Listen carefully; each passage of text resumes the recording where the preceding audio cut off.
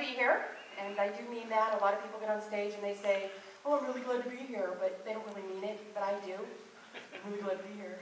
So, I have a special treat tonight, too. My mother-in-law is here, seeing me perform for the very first time.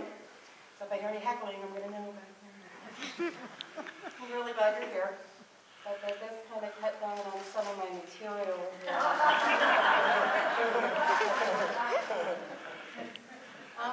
I was recently married. It's been about 2 years, but I still call us newlyweds because, you know, the benefits of filing taxes separately and stuff like that.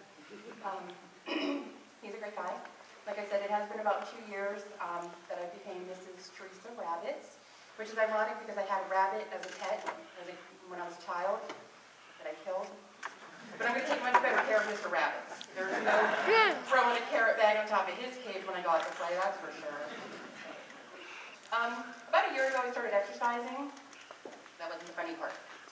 So about a year ago, I started exercising, and about 6 months ago, I quit. It's really hard. It's hard to do. I kind of thought maybe it would be like those cars you get where you rev it, and you let it go, and it kind of goes on its own, and you're okay, and it just didn't work that way at all.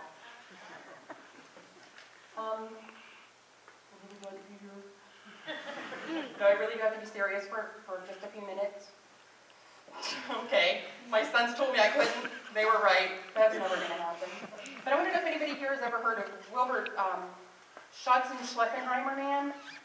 No? Comedian out there? Okay, well, none of this is his material. This is all my own. Okay? But if he did exist, I'm sure I'd be way funnier than him. See, that's that rivalry in me coming out. I guess because I'm a big football fan or something, but I do love a rivalry. I kind of picture like a football player and a baseball player running into each other, and the football player says, hey, well, that's my football player voice. Hey, well, you know, I had a great season going. I rushed for 15,000 yards. I made, 150 touchdowns. I have 6 MVPs and 7 Super Bowl rings. And the baseball player says, yeah, well, and that's my baseball player voice. Yeah, well, I have an average of 350 and 700 home runs and 11 rings. So I kind of figured like comedians would be about the same. They'd run into each other in the streets, and the comedian would say, hey, I just cracked up a nun. And the other comedian would say, yeah, well, I made 3 accountants pee their pants on the subway this morning.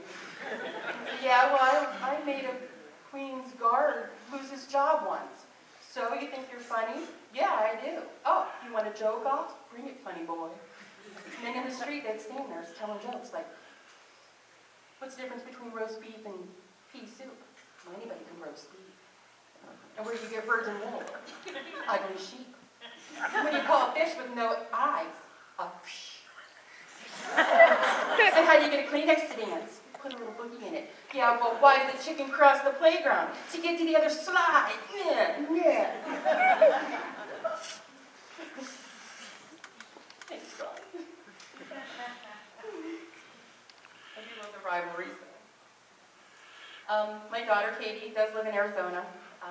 Now that she's 22, that's where you say, wow, she's got a 22-year-old? What's she 22?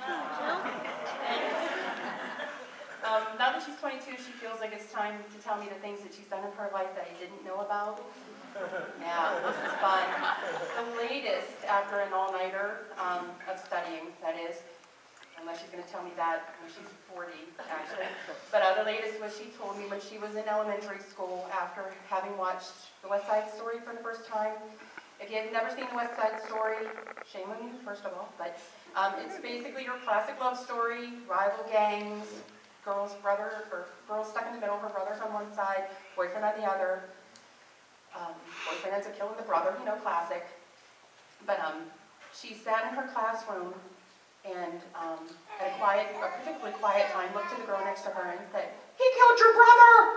Well, the girl's scarred for life, But this is not something you hear at parent-teacher conferences. How could I help this child, Never knew about it. I do now. I feel like I need to call her teachers from years past and apologize, actually, every time she tells me something. But I have a sister who lives in Pittsburgh who couldn't be here tonight. She really wanted to be here. She keeps asking me to take my show on the road and come perform for her constituents. And actually her constituents are the people at the nursing home she works at. I had to remind her, I got my start in a nursing home talent show once, so it would be like me going back on all this progress I've made. Yeah, maybe I'll go call her.